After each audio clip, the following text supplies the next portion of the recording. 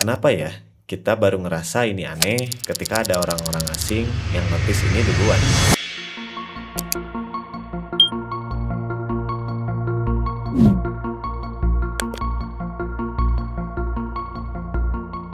Kita selalu bilang kita dijajah Belanda 350 tahun. Tapi coba hitung-hitungan logikanya bentar. Di tahun 1930, orang berstatus hukum Eropa di seluruh Hindia Belanda itu jumlahnya sekitar 240 ribuan. Dari total populasi puluhan juta itu nggak sampai setengah persen. Belum lagi 3/4 dari orang Eropa itu sebenarnya keturunan campuran, bukan orang Belanda tok. Dan yang lebih bikin mikir, di luar Jawa tentara Belanda cuma sekitar 1.300-an orang. Tentara pribuminya 7.000 lebih. Polisi di seluruh negeri hampir 96%-nya orang pribumi sendiri. Jadi yang jagain sistem penjajahan itu sebagian besar ya kita-kita juga. Gimana bisa? Segelintir orang dari benua yang jauh ngatur jutaan orang di tanah kita sendiri selama ratusan tahun. Apa mereka emang sekuat itu? Atau jangan-jangan kita nggak pernah benar-benar sadar bahwa itu satu sistem penjajahan yang sama? Karena sebelum abad ke-20, orang di Jawa ngerasa itu masalah dia sendiri. Orang di Sumatera, di Sulawesi, sama, masalah lokalnya masing-masing. Nggak ada yang connect the dots bahwa itu satu sistem yang sama di seluruh negeri. Makanya waktu itu Budi Otomo muncul di tahun 1908, salah satu misi mereka bukan cuma soal pendidikan, tapi nyadarin rakyat, penderitaan yang mereka alamin itu bukan kejadian lokal yang berdiri sendiri. Butuh cendekiawan buat nyambungin titik-titiknya dulu, baru kebentuk kesadaran bersama kita ini dijajah sebagai satu bangsa. Skalanya emang beda jauh, tapi polanya sama persis kayak yang mau kita bahas hari ini. Ini bukan cuma soal sejarah bangsa yang gede, kejadian juga di hal-hal remeh yang kita alamin tiap hari.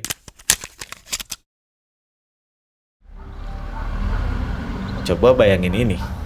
Kalian tinggal di satu lingkungan, setiap hari, setiap minggu, bertahun-tahun, terus tiba-tiba ada orang baru yang masuk. Entah turis, entah temen yang baru pindah dari luar negeri, entah siapa aja yang belum terbiasa. Dan orang itu nanya, loh ini emang biasanya kayak gini? Dan kita kayak baru sadar, ya emang biasanya kayak gini, emang ada yang aneh ya? Yang menarik adalah, kita sebenarnya udah lihat itu semua dari dulu. Mata kita udah terbiasa sampai otak kita berhenti memproses itu sebagai sesuatu yang perlu dibayangkan. Baru pas ada orang luar yang notice, entah kolega asing, entah warganet dari negara lain yang komentar di video viral, entah temen yang baru balik dari sekolah di luar negeri, barulah kita kayak dikasih kacamata baru. Dan tiba-tiba semua yang tadinya biasa aja jadi kelihatan lucu, aneh, bahkan kadang memalukan.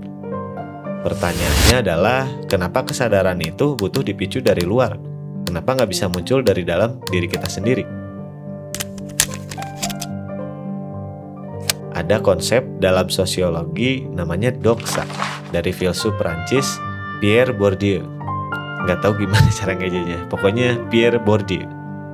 Doxa itu adalah semua asumsi dalam hidup sosial kita yang dianggap sebagai kenyataan objektif, padahal sebenarnya itu cuma kebiasaan yang udah kita internalisasi begitu dalam sampai kita lupa itu sebenarnya pilihan, bukan hukum alam. Nah, menurut Bourdieu, doxa itu baru pecah ketika kita kontak dengan dunia sosial lain yang punya aturan main berbeda. Begitu kita ketemu cara hidup lain, otak kita baru bisa membandingkan. Dan dari situ baru muncul pertanyaan, loh kenapa cara kita begini ya? Tanpa kontak itu, doxa nggak pernah dipertanyakan karena nggak ada pembanding.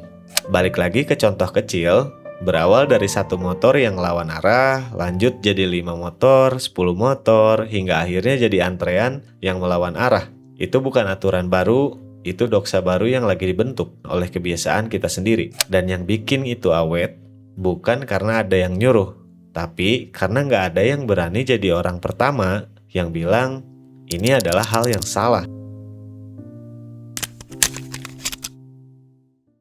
Ini juga kejadian di level yang jauh lebih besar. Di dunia sains sendiri, psikolog Joseph Henrich bareng timnya nemuin sesuatu yang cukup memalukan buat dunia psikologi.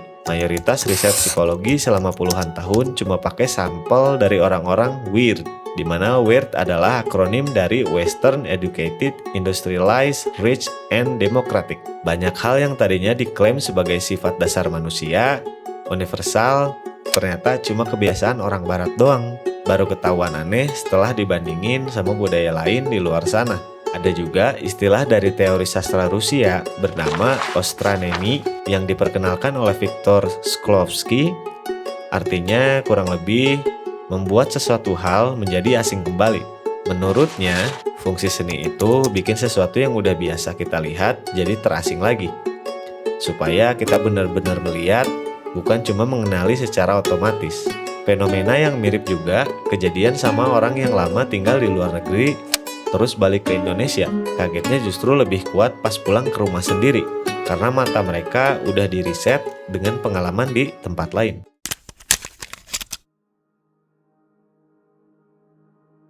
Kita punya kebiasaan yang khas banget. Sesuatu dianggap kampungan kalau kita sendiri yang lakuin.